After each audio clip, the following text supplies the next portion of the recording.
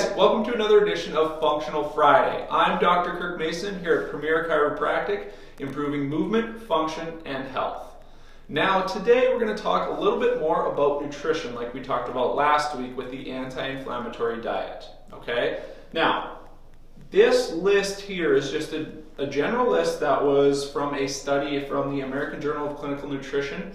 And they looked at where our calories come from, the standard American diet, where our calories are coming from, okay? And what they found is 10% comes from dairy products, 1 to 2% comes from alcohol, 15 to 20% from obese meat. And then as we look at the other colors here, so those are kind of the neutral foods. They're not terrible for you and they're not great for you, all right?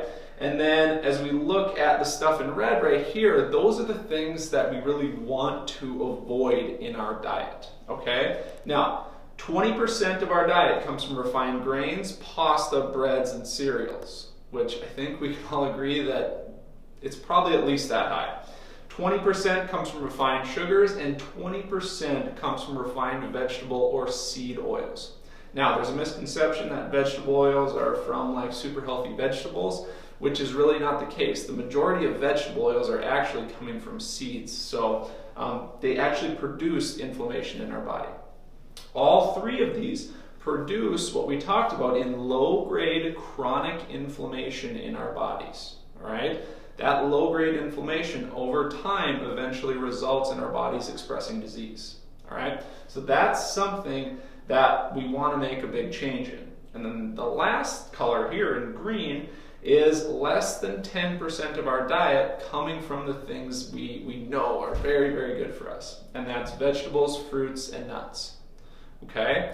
So, what does that mean? Well, it means that 60% of our diet is producing inflammation. About 20 to 30% is neutral, and then less than 10% is coming from vegetables, fruits, and nuts. Okay? So this right here, this 60%, is a big, big problem.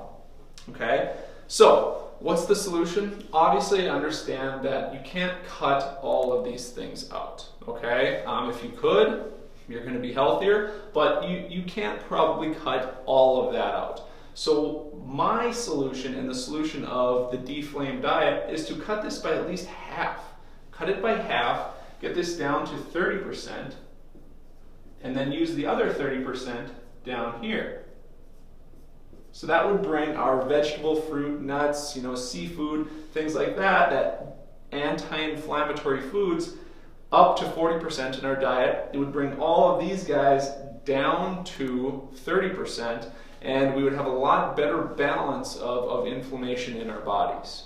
Okay? It's not easy to do, but it is possible if you take little steps over time of just reducing this and adding more of this. Okay?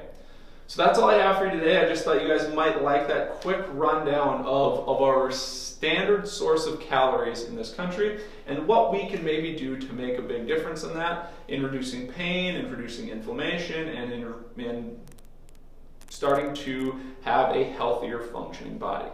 Okay?